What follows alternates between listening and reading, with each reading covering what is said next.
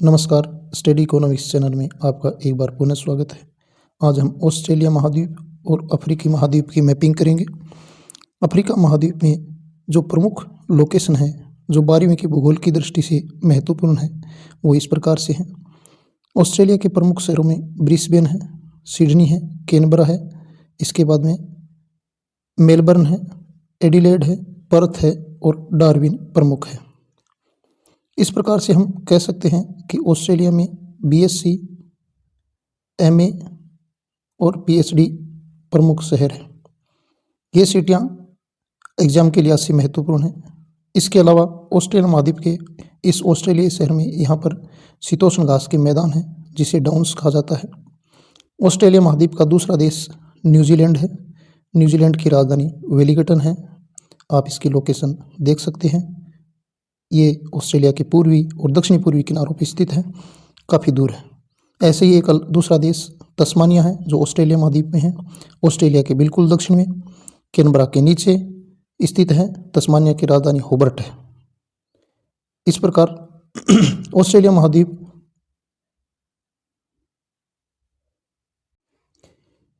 के ये शहर और जो घास का मैदान है वो प्रमुख लोकेशन है। आप डार्विन को देख सकते हैं। इसके अलावा आप बाकी जो एडिलेड है और मेलबर्न है और पर्थ है, डार्विन, इनकी लोकेशन देख सकते हैं। तो इस प्रकार से ये कुछ महत्वपूर्ण क्षेत्र है जो एग्ज़ाम के लिहाज से पूछा जा सकता है। ऑस्ट्रेलिया महाद्वीप के नीचे अंटार्कटिका महाद्वीप है, जो नो मैन लैंड एरिया कहलाता है। अब हम अफ्रीका महाद्वीप की लोकेशन पर चलते हैं। वहाँ देखते हैं कि एग्ज़ाम के लिहाज से महत्वपूर्ण लोकेशन कौन कौन सी है जो हमें याद रखनी है। इन लोकेशनों को हम 2 मैपों से कवर करेंगे, इसलिए कुछ लोकेशन जो पहले मैप में है वो मैं बता देता हूँ। जैसे ऑस्ट्रेलिया का अफ्रीका महाद्वीप का ये उत्तर और पश्चिमी इलाका है। यहाँ पर पहाड़ी श्रृंखलाएँ पाई जाती हैं, जिसको एटलस पर्वत कहते हैं। और ये जो एटलस पर्वत है, इसी के पश्चिम में जो ये देश दिख रहा है, इस देश का नाम मोरक्को है। मोरक्को यूरोप महाद्वीप से अलग करने के लिए यहाँ पर एक जल संधि है, जिसका नाम जिब्राल्टर जल संधि है। इसके बाद में यहाँ पर जो देश है वो मिस्र है। ये मिस्र का सिनाई प्रायद्वीप है। यहाँ पर लाल सागर है, जो ऊपर भूमध्य सागर को जोड़ता है। बीच में स्वेज नहर है।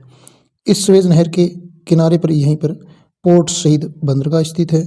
इसे अफ्रीकी हॉर्न या अफ्रीका का सिंह कहा जाता है। यहाँ पर विश्व की सबसे लंबी नदी, जो नील नदी के नाम से प्रसिद्ध है, स्थित है। इसके अलावा यहाँ पर नाइजीरिया और यहाँ पर नाइजर देश स्थित है, याद रखना है। इस साइड में जो समुद्र है उसको हम अटलांटिक महासागर कह देते हैं और इधर हिंद महासागर है। मिस्र की राजधानी, जो मिस्र यहाँ स्थित है, इसकी राजधानी कायरो है। और मिस्र के जस्ट नीचे सूडान है, जो 2 भागों में बंटा हुआ है, उत्तरी सूडान और दक्षिणी सूडान। इसके बाद दक्षिणी अफ्रीका महाद्वीप में एक देश है दक्षिणी अफ्रीका। ये दक्षिणी अफ्रीका देश है। इसमें महत्वपूर्ण जो लोकेशन है वो कैपटाउन की है, जो इसकी राजधानी है।